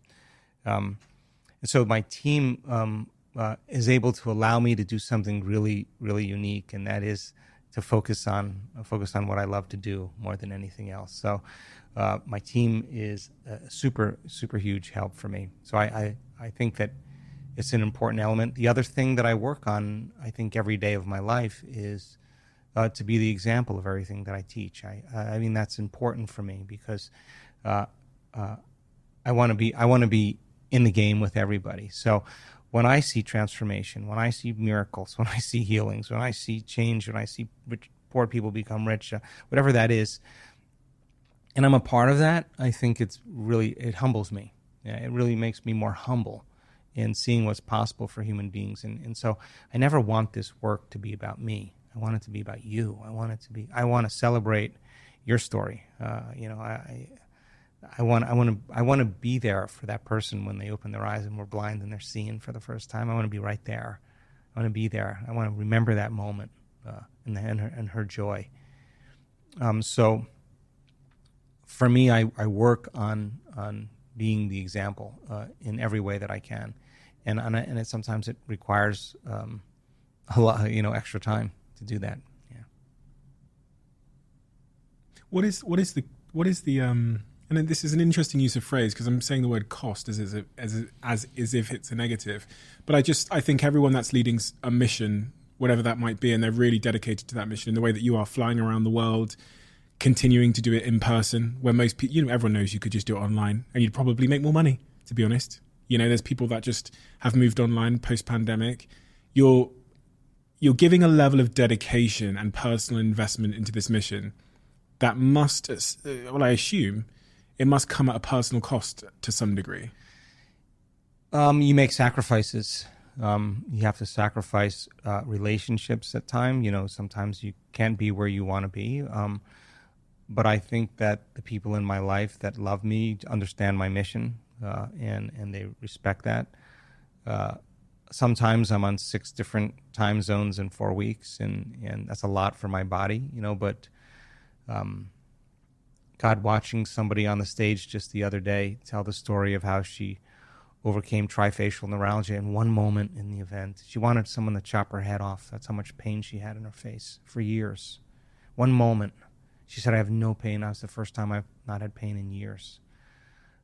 To me, that's worth all the lost luggage, the missed flights, the jet lag. That, to me, is worth more than all the gold in the world. I mean, I don't know. It's just it's so uncommon, and yet something innate in us wakes up. Something wakes up in us when we see that. We forgot. We forgot, and somehow we remember. So you ask my staff, what is the greatest part of their job? They'll tell you being a part of transformation, being a part of it, being a part of that. So there is a cost always. And at the same time, I really work on figuring out ways to do things better. I mean, I think that's one of the things I love about myself is just learning from my experience, learning from my past. And I think experience is the greatest professor. And just saying, okay, if I had another opportunity, how could we do it differently? How could we serve better? How can we make it easier? What can we do differently?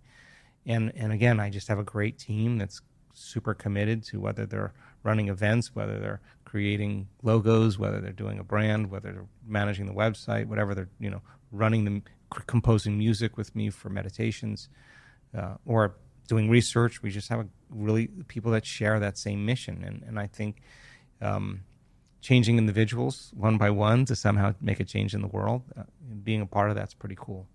Was there a catalyst moment in your life that sent you more so in this direction? Sure. I mean, I got run over by a truck in a triathlon in 1986 in Palm Springs, California. And I broke 6 vertebrae in my spine.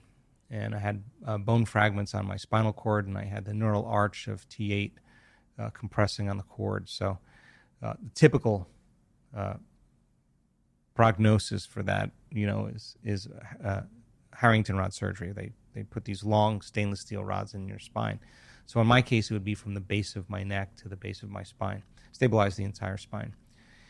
And I just had 4 opinions from 4 of the leading surgeons in Southern California, and I was in my 20s, and I just couldn't imagine myself living on addictive medications or not being able to do whatever I love to do physically. So I decided not to have the surgery. I just went against the opinions of the experts, and I just thought maybe there's a way that my mind could heal my body. And so that started my journey, and somehow it worked. So I've been spending the rest of my life studying that. Had that not happened, do you think you would have gone in a different direction? Sure, absolutely. Absolutely, yeah. What if the worst thing that happened to you was the best thing that happened to you? I don't know. And that starts this you create this belief in your mind that you can heal yourself using your mind. Well, it was kind of crazy because I think when you're faced with crisis, like in a situation like this, we tend to focus on the worst thing that could happen instead of the best thing that could happen. And that's because of the hormones of stress and emergency. You always prepare for the worst. Better chances of survival if you think about the worst. So it took an enormous amount of energy for me to stop that, to stop thinking that way and stop feeling that way. 6.5 weeks of a dark night of the soul, I would say, because I couldn't get my brain to do what I wanted it to do. Even though I theoretically and understood it, I just kept defaulting. And I spent hours. And finally, I was able to kind of get control over it. And then as soon as I started noticing some changes in my body, the moment I started feeling my limbs again and the moment I started noticing I was moving a little better, I knew somehow I was having an effect, and that's the moment it all changed for me. Running all these businesses, Joe, and you have such an empire of businesses and projects and people and teams all over the world, how have you managed your relationship with technology? Because technology is omnipresent in my life. Yeah. And that's why I say I get dragged out of bed by it. Stephen, I never planned on doing any of this. I never planned on doing any of this. I mean, all the corporate stuff just came out of a few lectures because there were CEOs and presidents of companies that urged me to create a model for change for companies and organizations. I never wanted to do that. I never wanted to do inner health coalition with doctors, just our community. There's an emergent consciousness that says, please do that. So we're working on, in the same vein of the same mission, giving people, our community, listening to our community and creating, more of that for people. I don't have any difficulty if it's part of the mission to do any of those things. If I were just doing my events and that's it, and we could just do that, my life would be a whole lot simpler. But all these other things that we're doing now, in terms of, they also bear a lot of fruit. I mean, the research that we're doing right now is I can say right now, Stephen, that what we're doing is no longer pseudoscience. I can say that now. It's no longer pseudoscience. I can say that in 7 days, your body can make a pharmacy of chemicals that work better than any drug. I can tell you that one intervention called meditation can change a host of different health conditions. There's no drug that does that. So if I weigh all those different things that I have to evolve in some way against the effects it's producing, it's always, for me, worth the effort. Are you happy? Yeah. What does that mean? That I don't need anyone or anything to make me happy. That's your definition of happiness? I think, yeah. I mean, if you have a kind of a freedom of expression without any real limitation, and you're comfortable with you, and you love what you're doing, and you feel good about it, and sure, I mean, I'm always in the river of change. I'm always looking for blind spots. I'm always working on evolving who I am. I always want to evolve my experience. I always want to look to see if it serves me. Do you have sad days? I have days where I'm overwhelmed by just everything. And what are the symptoms of that overwhelm? It takes me a little bit to focus my attention again. Just too many things I have to think about. So I have to take a little time and get centered and organized. But do I have sad days? I don't know. Sad. I don't really know sad, but kind of days where I'm kind of introspective without needing much emotion. Yeah, I have those days, yeah. If this were to be your last day on Earth, Joe. Wow.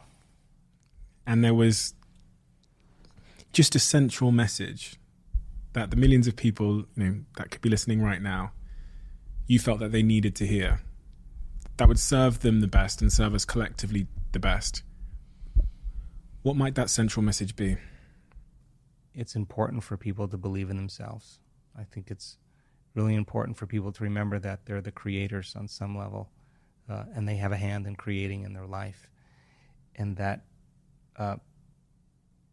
possibility is something that they should always keep their mind open to. I think that we're greater than we think. We're more powerful than we know, more unlimited than we could ever dream. Do you realize how many people you've helped? Gosh, I don't know. Maybe. You must be moved by the feedback you get, because I was reading through testimonials and messages and all the top comments and stuff, and it's really, really profound stuff, you know. And it's hard to imagine a world where that doesn't touch, you know, sit with you, for better or for worse. You know, people stop me a lot of times, and I'll be somewhere, and they'll say, "Hey, I know you hear this a lot, but you really helped me, or you really changed my life." And I always say to them, I never get tired of the story. It's the feedback for me that inspires me to keep doing what I'm doing. So I love the stories. I love those. I love to hear them. It challenges many times my own belief about what's possible. So yeah, I think I love to celebrate that with people. If this next chapter of your life is successful, if we sit here 10 years from now and you say, Steve, that was a fantastic decade for you, what would have happened in that decade for you to say that? Gosh, we would publish a lot of papers that show how powerful people really are. We would have our own research center where we could do even further studies on cancer, on all different chronic health conditions. We were studying the effects of healing on others, and we have really profound data on that as well. I think that the conversation in healthcare and medicine could change on some level. I mean, the conversations that I'm having with researchers and physicians are not the same conversations I was having just 2 years ago, especially when they look at our data, they kind of fall out of their chair. I mean, as an example, a drug study is about 25% causality. 1 in 4 respond, and it's usually, 60 days, 90 days, a year before you see a change. Our data is between 75 and 85% causality. That means 8 out of 10 people are getting a response, and they're not taking anything, no exogenous substance. In other words, their nervous system is producing a pharmacy of chemicals that works better than any drug, right? So I think the conversation around emotional regulation and emotional health could change. That's something that I'm interested in. I think meditation could be something that is a way of life for more people to be healthier and to be happier and to be more whole. When I started this journey, Stephen, you couldn't even say meditation in public. I couldn't say it in certain organizations, corporations, government agencies. It was not allowed, right? Now it's sexy. Now it's cool, right? So demystifying that process, because there's so many colloquialisms and slangs and idioms that have to do with meditation, demystifying that process. We don't teach any traditional meditation. We don't teach anything that's based on culture or religion. We teach meditation based on the data we see, based on the brain scans, based on the HRVs, based on the data that we're collecting. We know the words now. We know the music. We know the timing. We know a lot of things in terms of transformation that has helped us in so many ways. So, what do you think is going to become sexy in 10 years from now that's not sexy now? Like meditation. God, I hope it's not AI. I hope it's not AI. I hope it's something that has to do with the human spirit. Much of your work is now trying to bring people together in 3D. And I saw this as I was on your website earlier on today. I was looking at some of your upcoming initiatives. One in particular was this walk that you're doing, which I found really, really interesting. This is the first ever global walk that will take place on Saturday, September the 23rd, 2023, this year.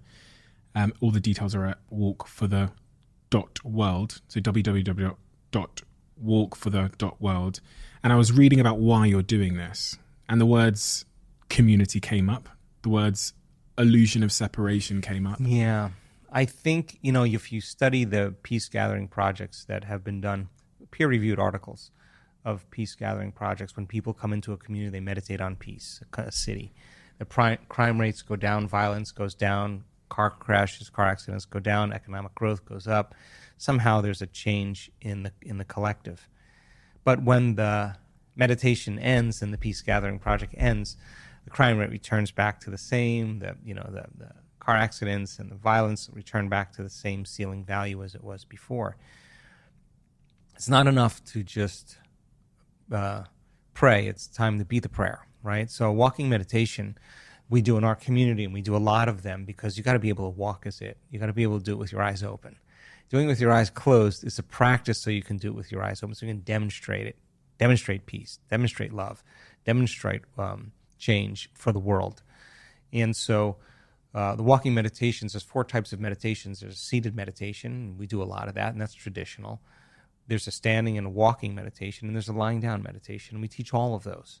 But the standing and walking meditation is a great way to stand up for the world and decide, if I change and have enough of us change, we could actually change the world. So the meditation starts with our eyes closed, standing up with our eyes closed and getting into an altered state. Music changes, we open our eyes and we walk as that change. We embody that change. We live that change. We think about what we're going to leave behind for a new world. What if I change? What would be, am I part of the whole? Could I affect the whole? And so a person walks for a period of time, they stop again, they close their eyes, they recalibrate, they get back in that feeling, they open their eyes and they walk again. And so walking meditation is a great way for thousands and thousands of people from around the world to walk for change in the world. And we have such compelling data about collective networks of observers with brain and heart coherence that somehow when you have a random event generator in our ballrooms and people change their state and they have an intention, that random events become less random and more intentional. In other words, a machine that's programmed to toss a coin 1,000 times a second, multiple times a second. The more you toss a coin, the more you're going to get 50-50, right? So if you have a machine in the room and nobody's in the room, you see just kind of this line stay right around the 50-50 mark. But when you fill that room with people and they change their state and they have an intention, all of a sudden you see that line break way out of normal. And a program machine that's normally flipping zeros and ones starts behaving very differently. It tells us that collective networks begin to determine reality. And it's not the number of people. It's not the amount of energy. You can have entropic energy. It's the most coherent group of people. So if we come together on one day, and this will be one of many walks, you leave everything behind. Bring your family, bring your friends, bring your coworkers, bring your neighbors. You never have to have done a meditation before. We'll guide people through it. We'll give them the MP3 file. And we have just over 800 or 900 cities now from around the world that are from people from around the world that are participating, and the numbers are growing. So we don't know where it'll go, but it's our first attempt to just say, if we just can move the needle 1 degree and off that trajectory, off that timeline, just in another timeline, then it served its purpose. So yeah, we're excited about it. It's the first one, and hopefully we'll do some more. I'll put all the details below, wherever you're listening to this, so you can check it out. I was wondering as you were speaking, Joe, I was asking myself, you're someone that's constantly doing research and developing new ideas and hypotheses about the world and the way humans are and the way the universe is. Do there exist beliefs in your head that you're too scared to share? You mean beliefs that I have that are from experience, or beliefs that I have that are conjecturous? Either. Both.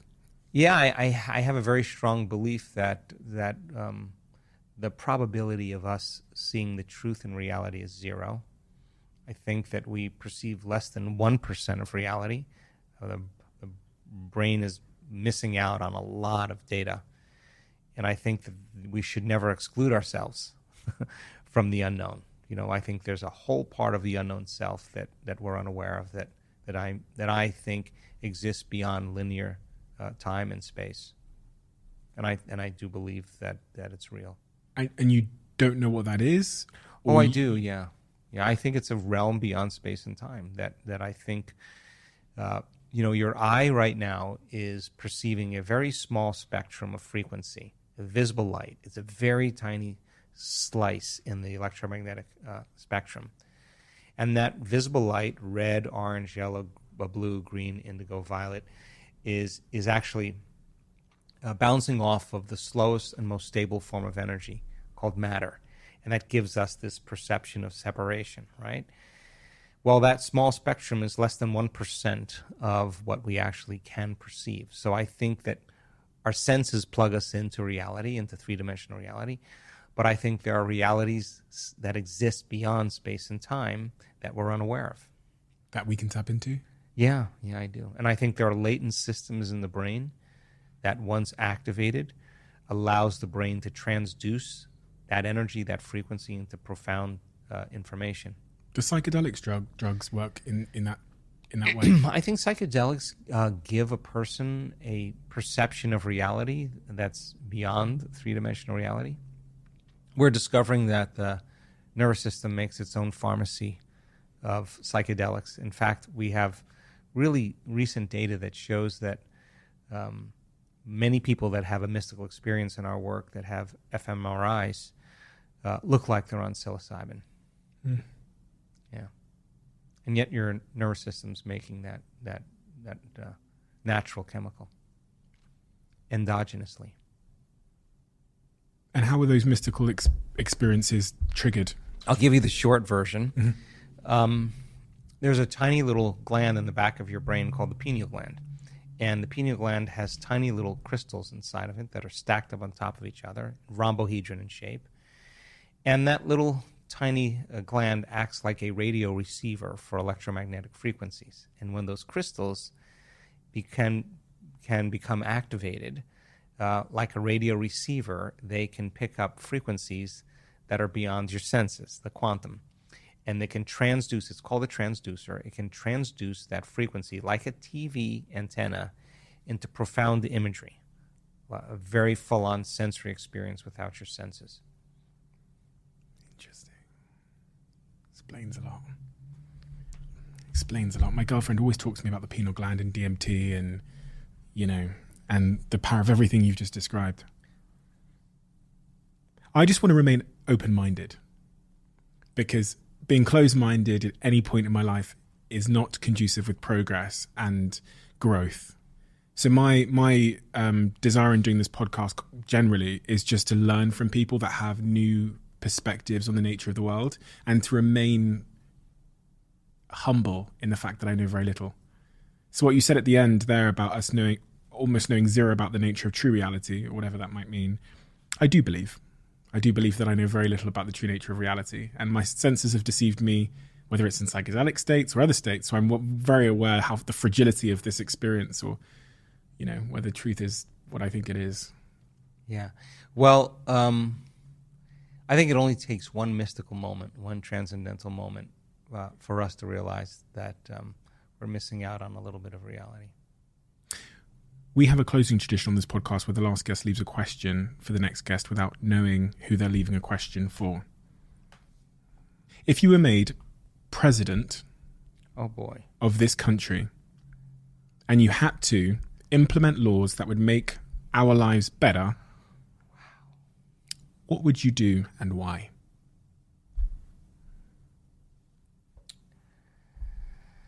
Wow, where do we start? Oh, boy. I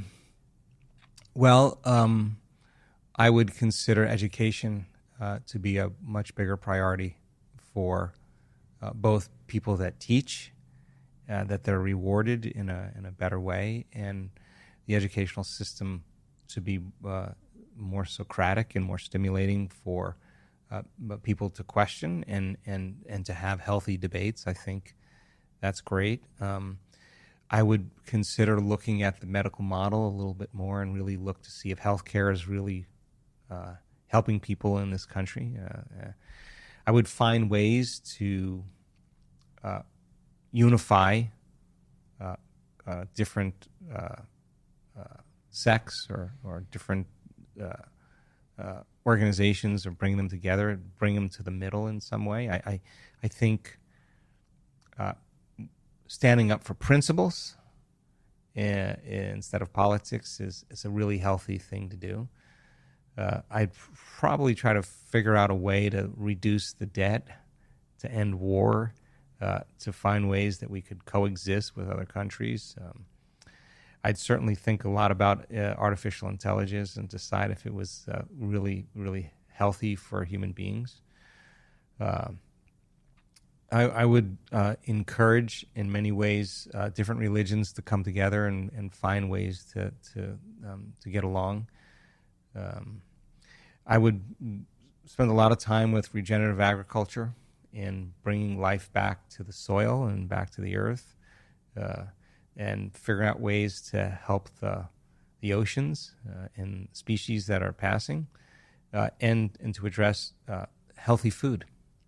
Food that is good for people, that is medicine for people. Joe, thank you for your work, and thank you on behalf of all the people, the millions of people all around the world that you're clearly helping without really even knowing it. I've never seen such profound testimonials in anything I've ever seen. And also, the reason why I actually have this on the table isn't because you asked to promote me. I think your team actually said I didn't need to put it on the table, but it's because one of our members of our team, their elderly relative has been going through a lot of pain and struggle in their lives, and they read your book, and it really, really helped them this week. Ah, that's great. So they asked if I could get it signed on behalf of them. Absolutely. Which I think is a testament to the impact you're having on people. So thank you so much, Joe. It's an honor. No, thank you, Stephen, for all the work you do also. I appreciate it.